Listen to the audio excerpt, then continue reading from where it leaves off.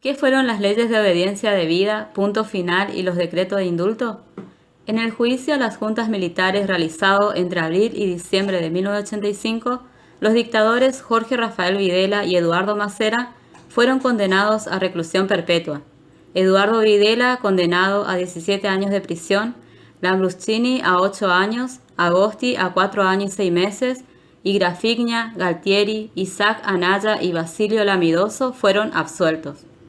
Raúl Alfonsín intentó frenar el avance judicial impulsando la ley de punto final que establecía un plazo final de 60 días para enjuiciar a los militares involucrados en los crímenes de la dictadura. La reacción militar no tardó en llegar. En abril de 1987, encabezado por el teniente coronel Aldo Rico, se sublevaron varios oficiales quienes se acuartelaron en Campo de Mayo. Los partidos políticos y las organizaciones de la sociedad manifestaron su apoyo al orden institucional, firmaron un acta de compromiso democrático y rodearon al gobierno.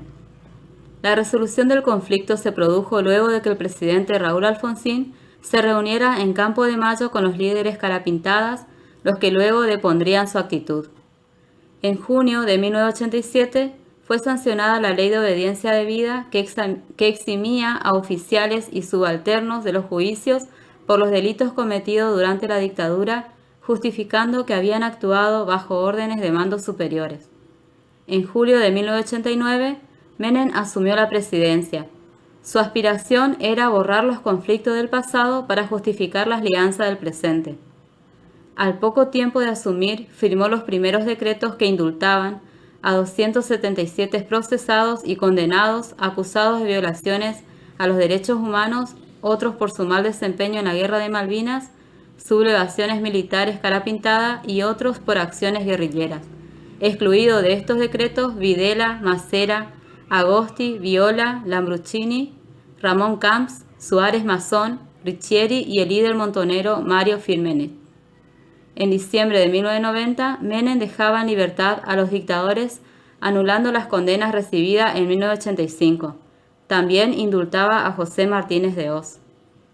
A pesar de las masivas manifestaciones de repudio a los indultos presidenciales, la medida se llevó a cabo poniendo en libertad a los represores torturadores condenados por crímenes de lesa humanidad y graves violaciones a los derechos humanos.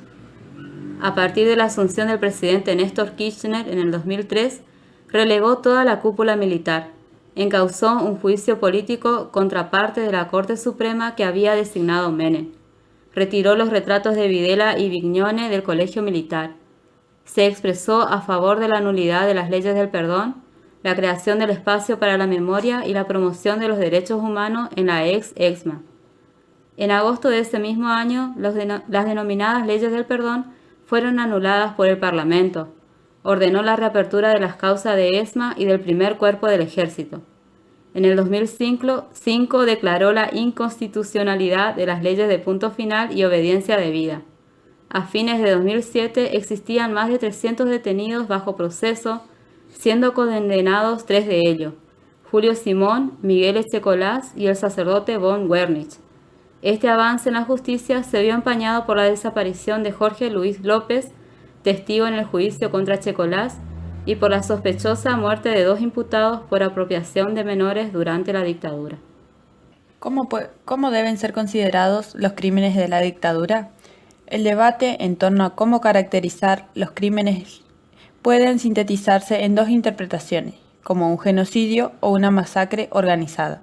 En las masacres las víctimas son elegidas por lo que hacen o piensan. En un genocidio, la víctima es elegida solo por lo que es, sin ninguna posibilidad de elegir o actuar para evitar su destino.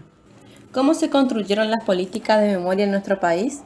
En 1982, la Marcha por la Vida y la Marcha de la Resistencia organizada por las Madres de la Plaza de Mayo.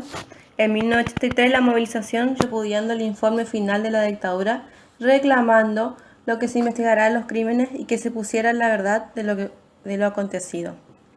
El informe Nunca Más y el posterior juicio de las juntas militares demostraron la existencia del plan de exterminio de personas. En el marco de la transición democrática comenzó a emerger en otra memoria, vinculada directamente a los familiares de las personas detenidas desaparecidas, sobrevivientes de cómo debían ser recordadas, como víctimas, como militantes, como revolucionarios. La sociedad argentina produjo gestos de memoria, por ejemplo, placas recordatorias en barrios, plazas, escuelas, producción de material bibliográfico, etc. Una cuarta etapa se abrió en la asunción del gobierno del presidente Kirchner. Se colocó a los organismos de derechos humanos en un lugar de privilegios. En el acto del 24 de marzo de 2004, realizado en la ESECMA, fue vivenciado como una recuperación. La decisión de construir el Museo de la Memoria en ese predio constituyó sin duda un claro ejemplo del cambio de la política de Estado. ¿Cómo se representó